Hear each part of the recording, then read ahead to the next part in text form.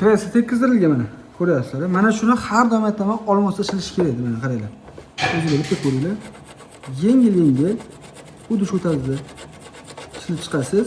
Tekkizilgan kraska o'zini oladi, eski kraska umuman ziyon yetkazdirmaydi mana. Ko'ryapsizlarmi? Hozir mana bitta ko'rsatamiz. Qaranglar. Xuddi shu tarzda mana. Ortiqcha joyiga umuman ziyon yetkazdirmaydi. Faqat shu tekkizilgan kraskani o'zini olib tashlaydi olasiz mana. O'sha bo'ldi. Ko'rishingiz mumkin mana. Chuqurchoqda o'zi kraska qoldi, qolgan joylariga umuman ziyon yetkazdirmadi.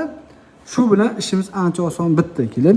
Mana shu olmos toshda ishlasanglar, ishinglar ancha sifatli chiqadi kelib. Zamonga qarab yurish kerak kelib. Ishimizni ancha yengillashtirib beradigan mana shu instrument bo'ladi. Lizvada ishlash kerak ekanda, lizvada ishlaverish kerak emas.